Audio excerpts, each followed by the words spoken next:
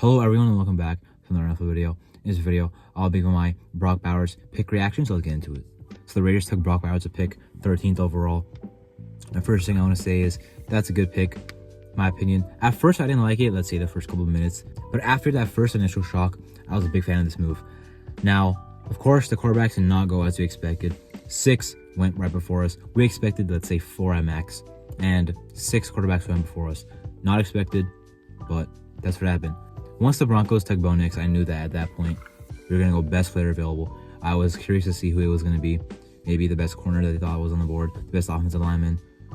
But then with Brock Bowers. Now, Brock Bowers was easily the best player available. I thought he was the best player in the whole draft.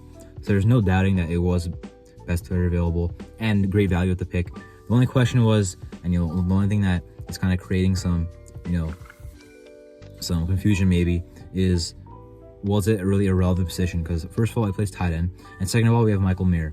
Well, we'll say this: the whole draft process, we knew Brock Bowers was good enough to go very high in the draft, probably to go even higher than this. I thought the Jets would take him at number 10.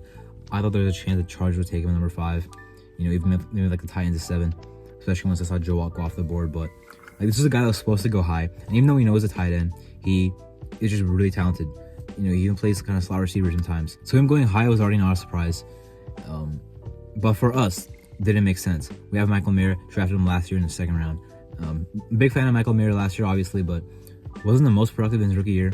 Wasn't as productive as we thought he'd be, but maybe wasn't the most involved also. And we have time to develop him. He's only 22 years old, so not done with Michael Mayer. But Brock Bowers is a better player, I think, first of all. And second of all, we can have a world where we have both of them on the field at the same time. Now, Bowers can also be very productive out of the slot. I believe he played 42% of his career snaps in the slot. He can also play in line, and he's a pretty good blocker. I actually watched his tape as well. Made a scouting report. It's on my YouTube channel. I put it back in January, but I have a playlist of scouting reports. It's in there, the 4th video. But I was a big fan of him when I watched him. I was a big fan of him even before I watched his actual tape. Like, the guy's been producing since a true freshman in 2021 on the Georgia team that beat Bama in the national championship, beat TCU last year. Like, this guy's been productive for a while. 3 straight years of being productive. He's 21 years old. So, like, no matter what, like, this has, the player size, speed, athleticism, route running, hands, blocking, run after catch is special for a tight end. It seems like he has hard work. Seems like he's a good character guy. Good value. Best player available. Arguably the best player in the draft anyway. He was, in my opinion. The only thing that I'm not a big fan of is it's still a position that didn't really feel a need, because we still need corners, still need O-line. Our needs pretty much stay the same. That's my kind of problem, right? Like, if we take a corner, if we take offensive line, obviously quarterback was not going to happen anymore since all the good ones went. But I thought we'd at least fill a position that we do need with the best player at the position available.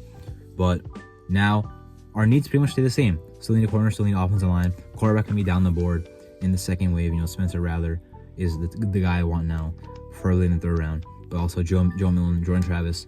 But our needs stay the same. However, I can't go against drafting the best player available in Bowers. So at the end of the day, I am actually happy with this pick. Not at first, but the first couple of minutes are always like an initial shock.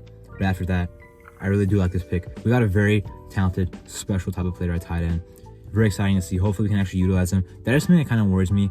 Will we be able to utilize him? Because Kyle Pitts was an amazing tight end prospect, and the Falcons so far have not really got the most out of him. He's been good, and I think he still can be even better. My point is, he was not exactly the 4th overall pick that was expected of him. Hopefully Bowers is very productive in our offense, along with Mayer, because 2nd round pick literally last year. We all liked him as a prospect. We all liked drafting him pretty much at that spot. But Bowers, I like the draft pick. Still a lot of holes to fill on our team. However, we got a very talented player. That's a great thing to walk out of in the 1st round. So anyway, that was my reaction to the Brock Bowers selection, and also why it was a good pick. I'm Arto, and thank you for watching.